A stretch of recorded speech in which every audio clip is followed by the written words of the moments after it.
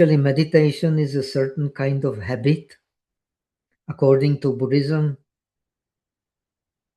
our body, our mind is just our habit, nothing else.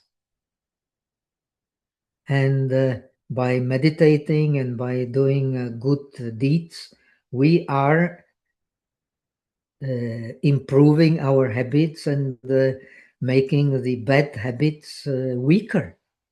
That is what is meditation about.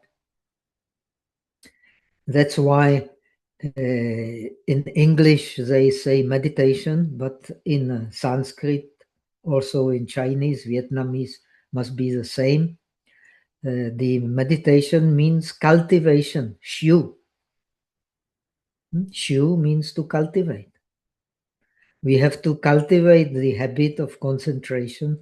We have to cultivate the habit of wisdom. And then our habit will be habit of peace and happiness of peace. Because according to Buddhism, the ultimate happiness is the happiness of peace. When we have attained peace, not as something we are striving for, but as something which we are, we have to become peace. And we become peace by cultivating concentration and wisdom. That's how we become peace. Not peace like in English, peace means a piece of bread, but peace as the fulfillment of life. The fulfillment of life is peace. And we are born in a non-fulfillment, and we don't want to die in non-fulfillment. We want to be have a full life, and full life is in peace. They can never be full life without peace. And peace in Buddhism means the concentration and wisdom. At first, we have to cultivate it, and then it becomes part of us, and it will never leave us. What is really part of us, we don't need to struggle for it. It is natural to us. Now, maybe later I will teach you some other meditation, but meditation on breath is supposed to be. Later you can study, it's very important. Also, not only to practice, but also to study. The becoming peace is the cultivation. Because we cultivate, we will become peace. When we do not cultivate, we do not become peace. We are close to peace because we have a certain good karma. But in our world, maybe Vietnam is a little better, but not maybe much, much better. People are more moral, more family orientated, and that's why they have more peace inside. But this is only base for peace. The true peace comes from concentration and wisdom becoming natural, and that is cultivation. When concentration and peace become natural, then we are peace. We don't need to struggle for it, we are peace. So I will teach you two kinds of meditation, but first you should have solid base in the first one. That is the meditation on breath.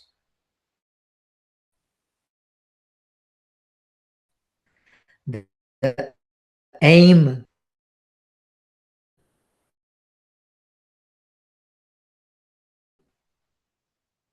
of meditation, get rid of, use the power of useless vitarka and vichara, useless shin-se.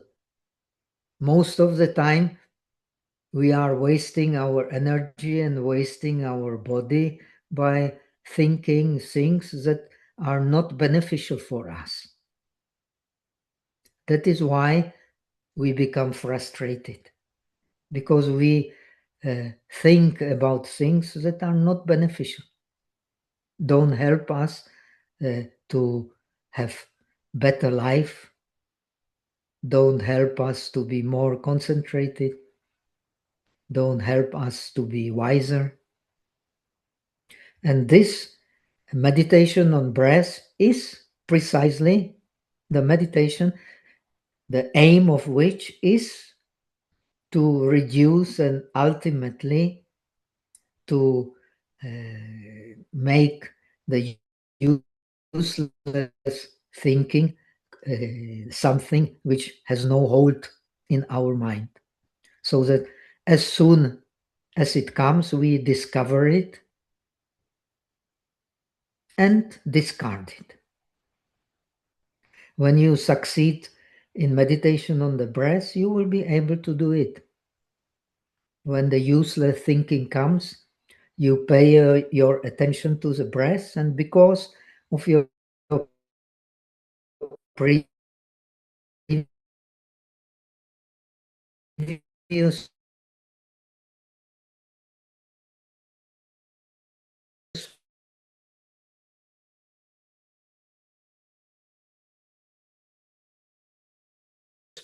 practice, you will become clear.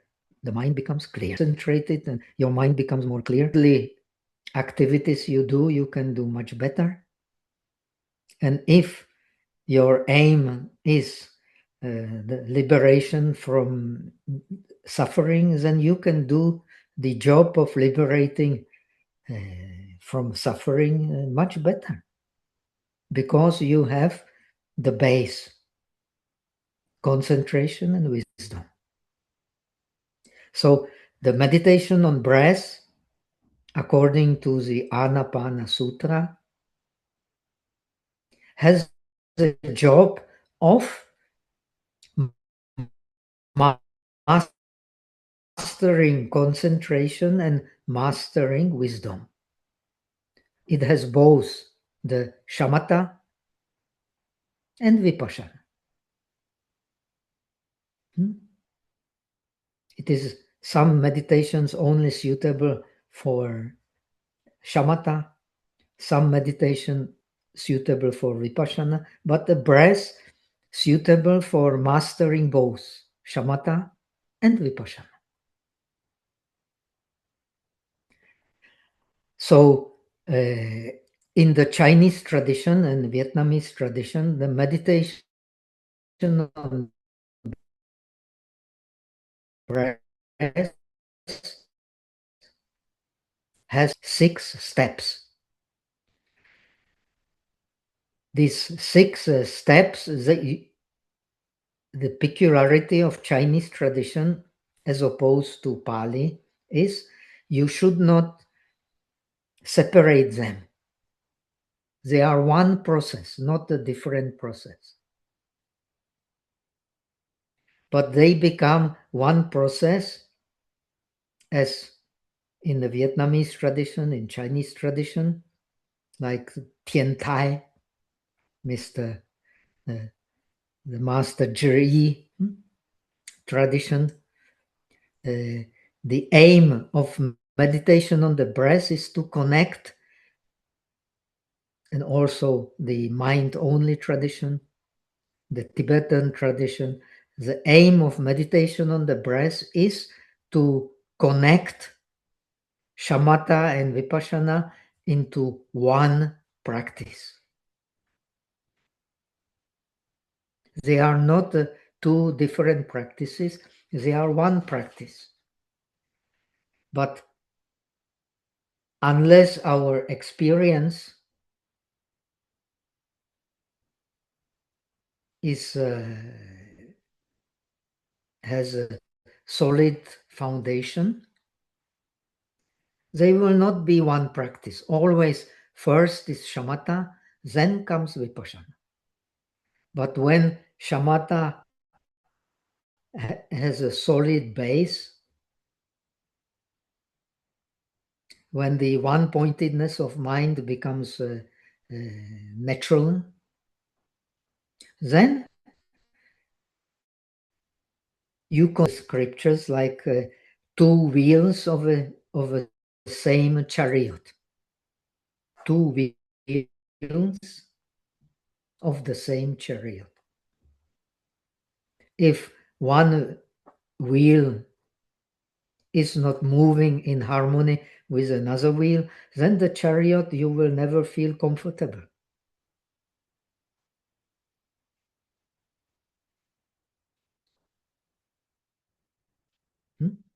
And still, the principle is first we practice concentration, then we practice wisdom. But in the Chinese tradition, Vietnamese tradition, Tibetan tradition, we study how they are interconnected. We try to understand clearly they are not separated. In the Pali tradition, they are separated. First, you master shamatha, then you master vipassana. In Chinese tradition, Tibetan tradition, Vietnamese tradition, you should try to study and understand how they are connected together and how to connect them together. So for that reason, the scriptures say that practice of shamatha is cultivation, the ability to keep the same image, same object in the mind. This capacity is very important for daily life also, because most of us, it is our bad habit. We do one thing and think about another thing, and then we forget everything what we do, and we create mess.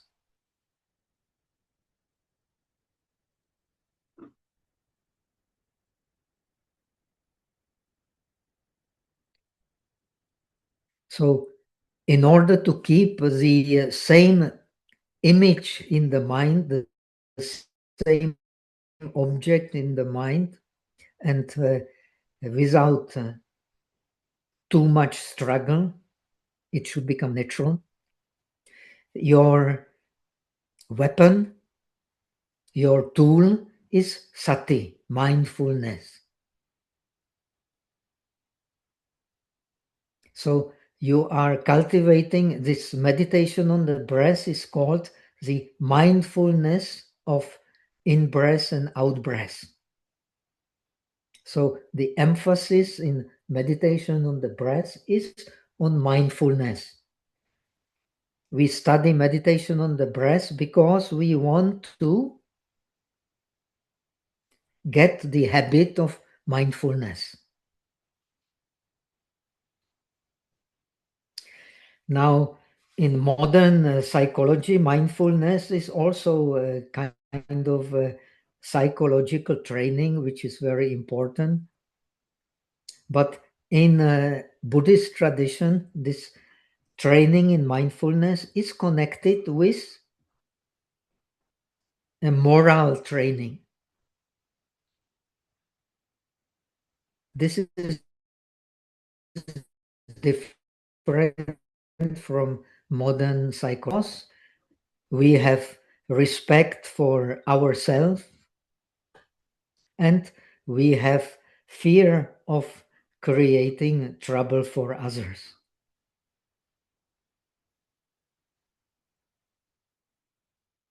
These two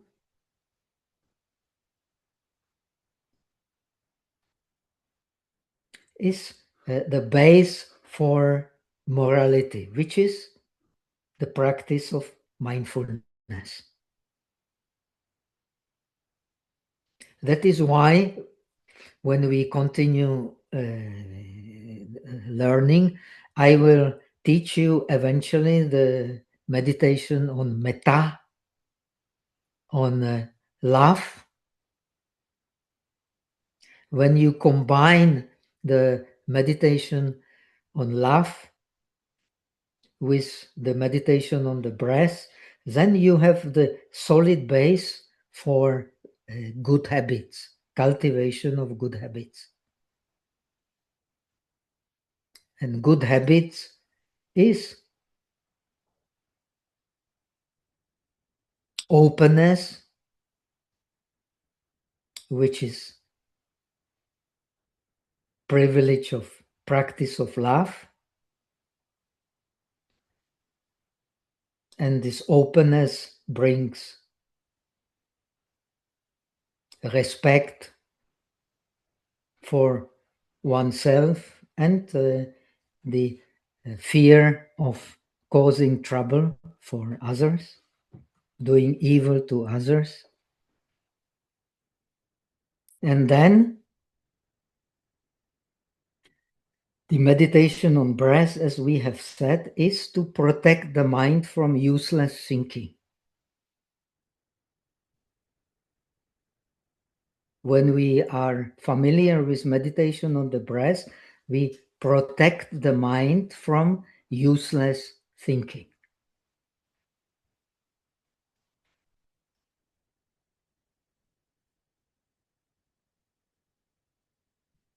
According to Buddhism,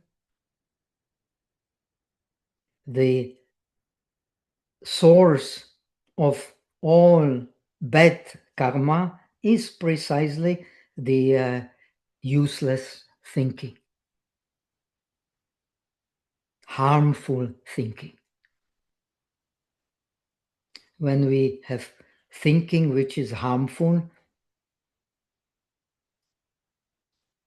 we are not beneficial to ourselves, and we are also cannot be beneficial to others.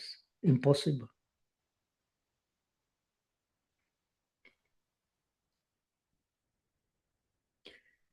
So this is the greatness of Buddha's teachings. We learn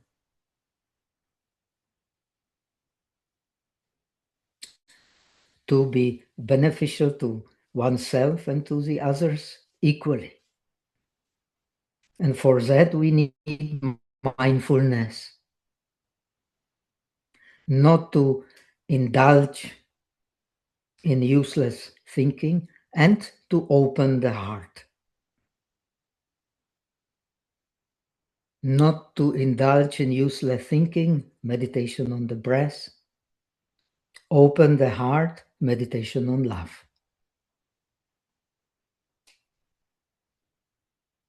The great love, according to Buddhist teachings, leads to great compassion.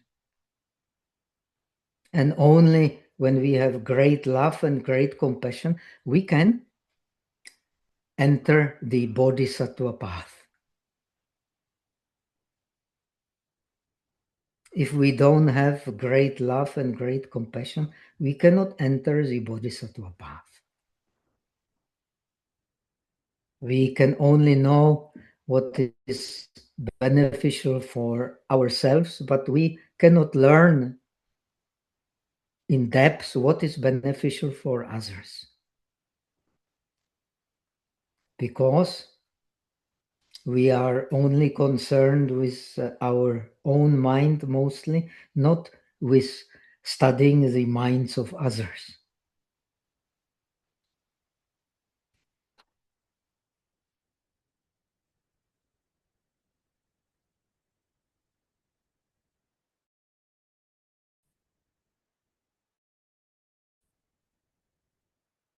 So now meditation on the breath, we master step by step, and first the concentration, then wisdom.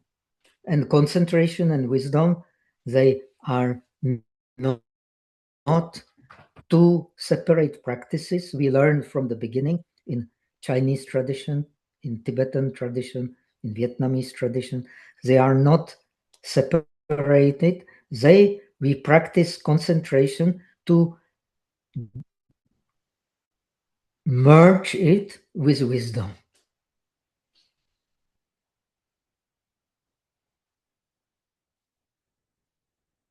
And how we can do it?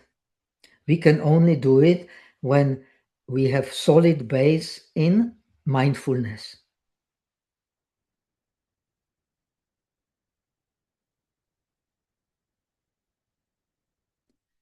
How do we get the solid base in mindfulness?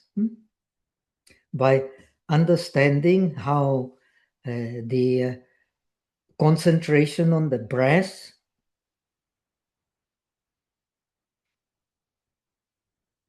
makes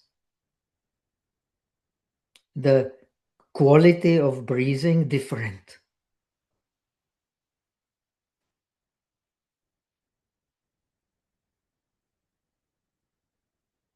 Same rule applies to everything else. When we are able to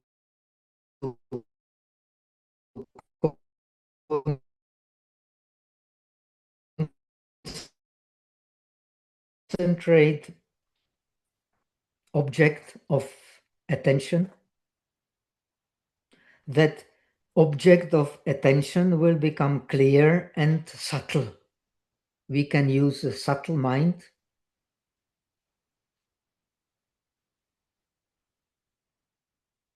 because we can settle down with that object. It's called in Chinese anju.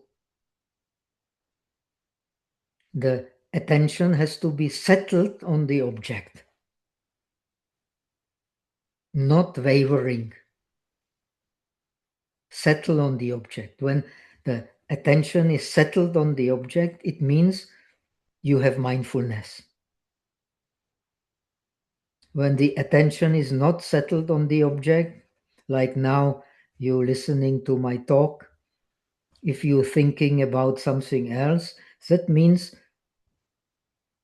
you cannot understand clearly what I am saying. Only when your attention is settled on what I am saying, you can understand clearly the meaning, right?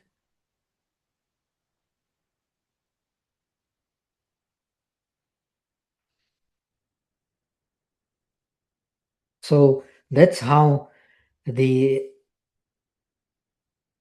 practice of attention is connected with both, with concentration and with wisdom. When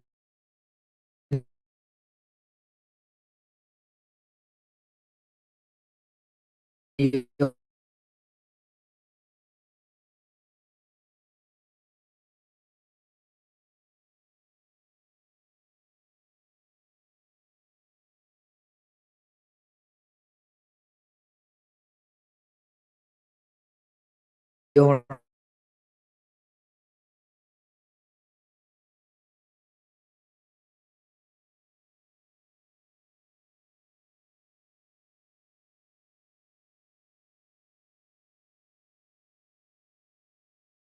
hear me now? Yes, we can hear you now. Can I continue? Yes, please. So I am sorry, this is beyond my control and we are helpless. So let us endure a little. Endurance is part of Buddhist practice. We are not masters of the communication. It is sometimes it's very good, sometimes it's poor. Today, unfortunately, it's poor, but mostly it was better. Okay, so now let me continue. So, meditation on the breath is based in mindfulness. And mindfulness is the base for all meditations. No matter what meditation you do, mindfulness is a base of all meditation. And the meditation on the breath is called the mindfulness of in-breath and out-breath. And this mindfulness of in-breath and out-breath is especially important because we are living because of breathing in and breathing out. If we don't breathe, we're not alive. Now, there is a subtle breath and there is a gross breath. The meditation, the shamatha meditation and also vipassana meditation is the meditation on the, according to Chinese scriptures, is the meditation on the sublimation of the breath. When we have mastered the shamatha meditation on the breath, we have any gross breathing, we only have subtle breathing. Gross breathing, no more. And for that, we need a good concentration and also good wisdom. Mindfulness is connected with both. Without mindfulness, no wisdom. Without mindfulness, no concentration. So this is why mindfulness of the breath is so important. When we have mindfulness of the breath, then we have a continuity of mindfulness because we are breathing all the time. But our breath is different when our body is in discomfort. And the breathing is different when our mind is not in peace, when it has grasping, when it has resistance, when it has not non-clarity. At that time, the breathing is different. When it has no grasping, no resistance, when it has clarity, the breathing is also different. And it becomes more and more subtle because the sensation becomes more subtle, the object becomes more subtle, and the mind becomes more clear. So eventually,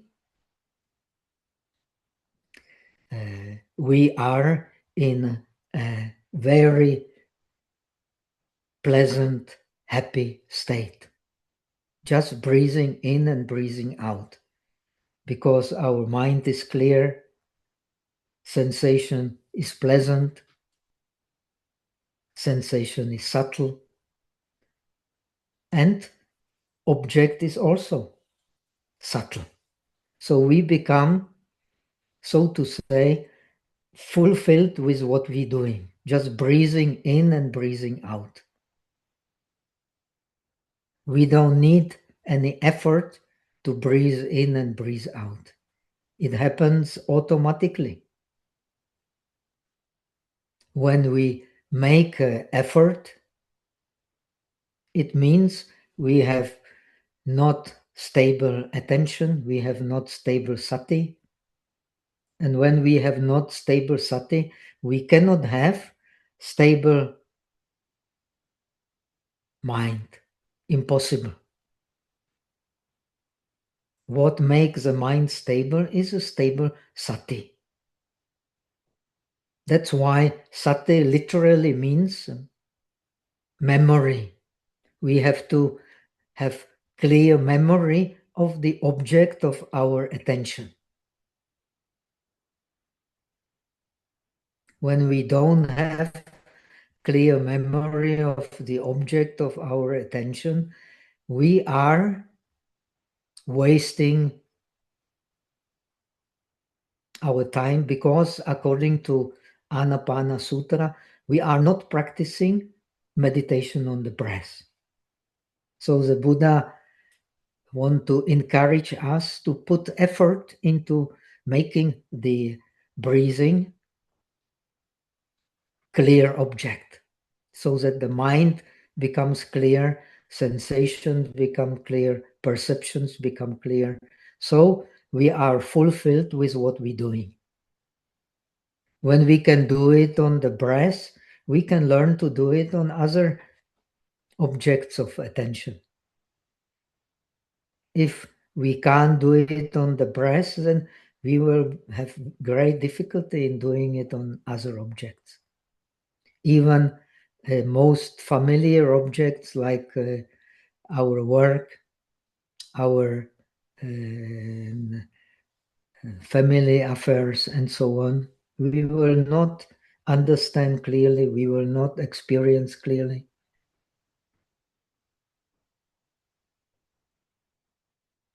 So, this is the advantage of the meditation on the breath. So that's why the first step in meditation on the breath is called ganana, counting. We don't need to take it literally. Counting the breath means experiencing the breath clearly.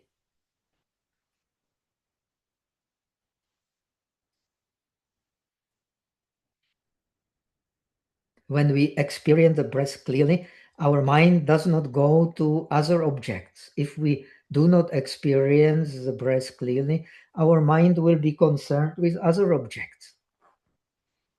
And when it is not concerned with other objects, it will sink.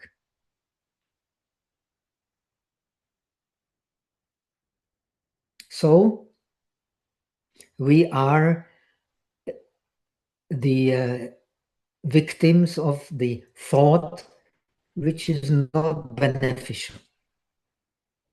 When we are victims of the thought which is not beneficial, we suffer. This is a rule. We should see it very clearly. So in order to have clear perception of the breath, clear feeling of the breath, we have to be mindful of the breath. When the perception of the breath and sensation of the breath will be clear, that means our mind will be clear. But we cannot achieve it by force. We can only achieve it by understanding. When we force our mind to stay with the breath, it will never be fulfilled with the breath.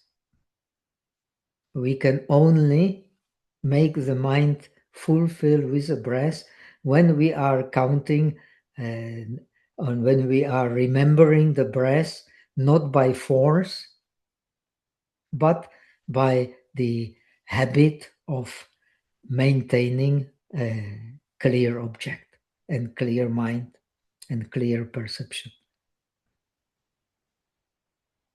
This is very useful in daily life.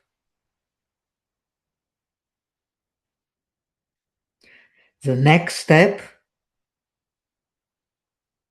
is called anugamana, following the breath. We can only follow the breath from beginning to the end and from end to the beginning when we have maintained our mind on it,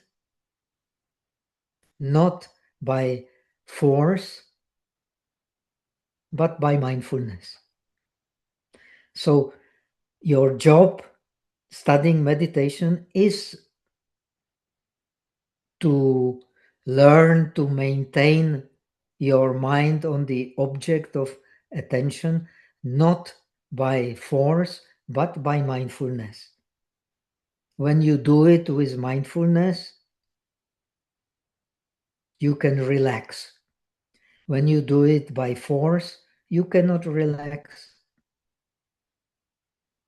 So you have to see very clearly what is the difference. This is what we learn in the monastery, like we do sweeping and we do all kinds of jobs. We should experience what is a sweeping with mindfulness and what is a sweeping without mindfulness. We should experience what is washing with mindfulness and what is not washing with mindfulness. And this ability to do things with mindfulness will also reflect eventually on the quality of breathing.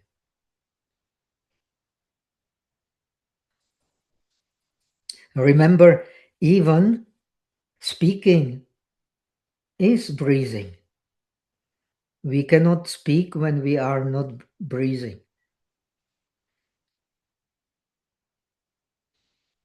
And when we speak with mindfulness, we speak in a different way. When we speak without mindfulness, and unfortunately, most of us are doing it, so we also speak in a different way. When we breathe with mindfulness, we breathe with a different way, in a different way. When we breathe without mindfulness, we also breathe in a different way. This is clarity of distinction.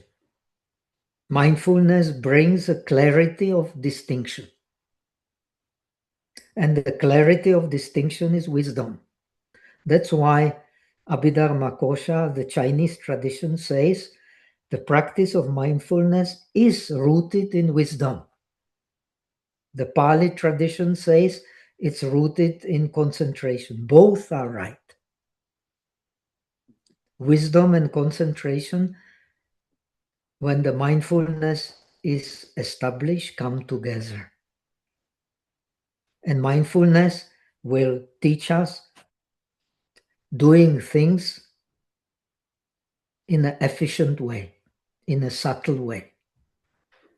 Sweeping with mindfulness is different from sweeping without mindfulness. Talking with mindfulness is different from talking without mindfulness.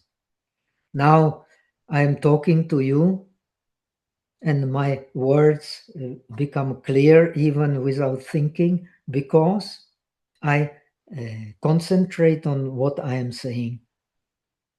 And things that I am saying come to me naturally. Memory of what I have read, what I have experienced come to me very naturally because I am doing speaking, teaching with mindfulness. So this is how mindfulness improves our life, improves our relations, improves our mind, which is the source of all our actions. Without mind, no action. And mind doing things with mindfulness does it in a different way. Mind doing things without mindfulness does it in a different way. We all have this experience. We should be very familiar with. So when, due to keeping mindfulness on the same object of attention, we will see the process of breathing very clearly from beginning to the end and from end to the beginning. That is the improvement in mindfulness. And the ultimate improvement in mindfulness is the third stage of shamatha is called placing, tapana or stapana. When we can remember we are breathing clearly and not be distracted by other objects, then we can follow the breathing without forcing our mind, so that this following the breath will become natural. And when the following of the breath becomes natural, we can place our mind on the breath so that actually the breath can become object of the learning deep concentration. When you become a good meditator, you can place your mind on the breath, so you are completely fulfilled with the process of breathing in and breathing out. Your mind will illuminate this process, will create the clear image of the breath, so that this image will become a mental object, not just bodily object. And then you can place, when you place the mind on it, then you can learn the art of deep concentration, the dhyana.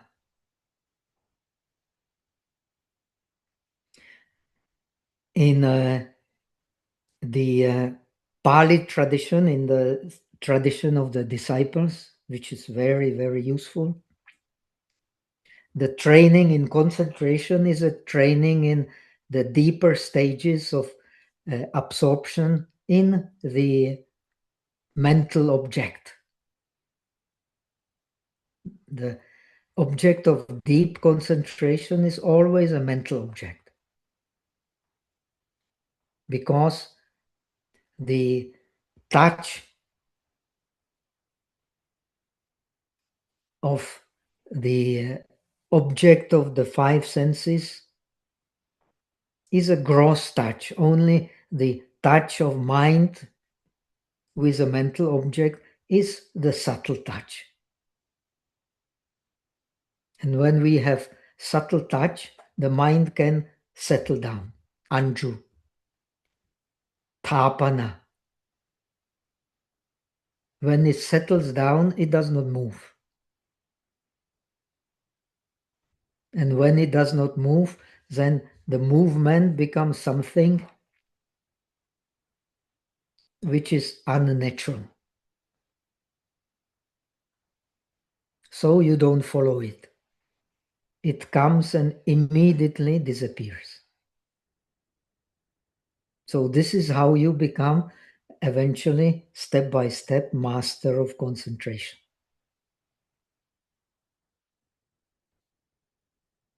So this is the wonder of learning meditation on the breath. You become, the concentration becomes natural to you because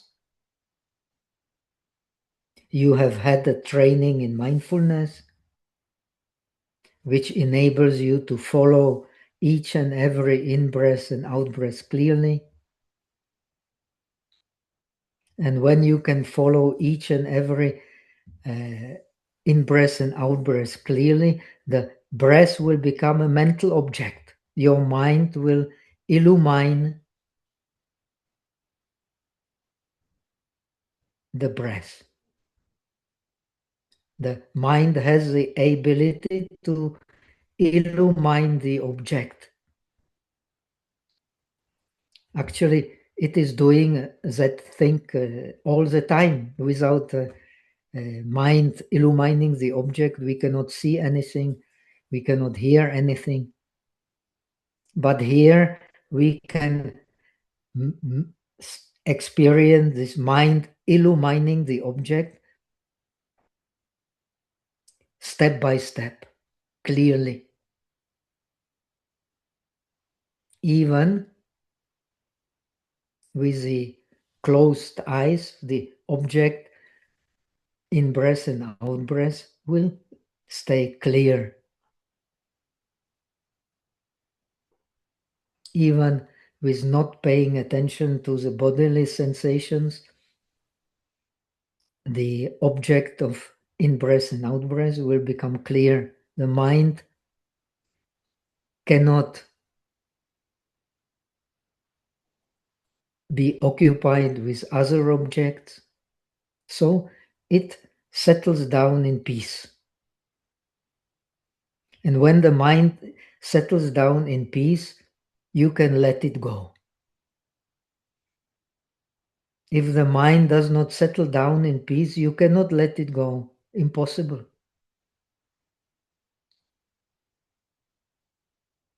And when you can let the mind go, you can let go this habit of grasping for the objects, step by step. Then, even with you open the eyes, you see colors, shapes, but you don't grasp them. You hear sounds, but you don't grasp them.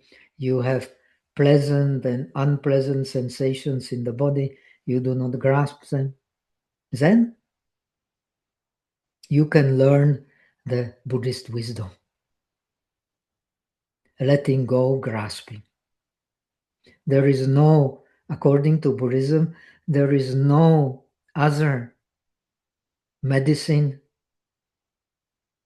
for suffering than letting go, grasping. And the meditation on the breath, according to this tradition, is the best technique to learn to let grasping go. And when you breathe and don't grasp for breathing, the breathing will change in front of your mental eye.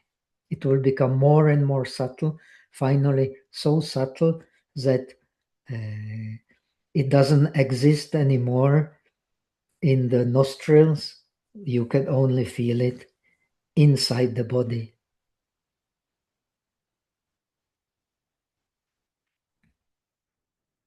Outside the body, nothing exists. So Sorry, Dhammadipa. So the class time is almost up. So could you please so let us now short? I have explained the technique, so let us just do it. Yeah. We have let us do, we have 9, so let us do until 6:30, 20 minutes. Yeah. Try to stay with the breath. If you can stay with the breath, follow the breath. If you can follow the breath, give yourself a challenge. Settle down on the breath and only be concerned with cultivating the solid mindfulness of the breath, excluding all other kinds of attentions. This will be very useful for your daily life, and it will also be useful for liberation of suffering if you want to take Buddhism very seriously. Okay, so let us just do it. When you feel very stable with your breath, you can give yourself a test. Open your eyes and don't let it grasp for any objects in particular. Like I'm looking out of the window, I see the wind blowing, the leaves moving, but my mind does not move because it cultivates a habit of placing the mind on the object with mindfulness. And ultimately, you can place your mind with mindfulness on the empty mind itself. And that is Zen. That is the Chan tradition.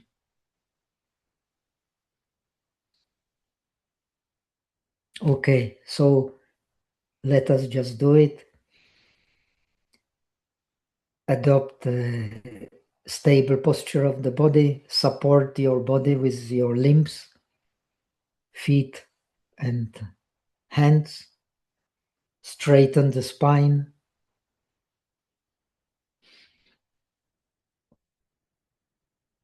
Raise up so that your head will raise. When your head is raising, your spine will straighten.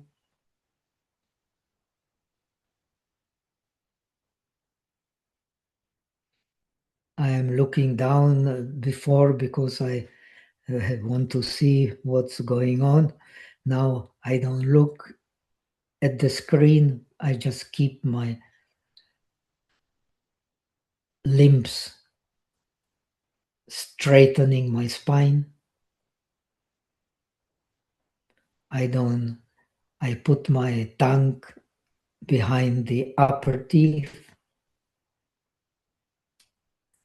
This helps me to keep the spine straight. I slightly open the eyes. If you still trying to catch outer shapes, then better close it, but best is to keep the mind slightly open so that you're aware of the light outside, not to get sleepy, and just breathe in and breathe out.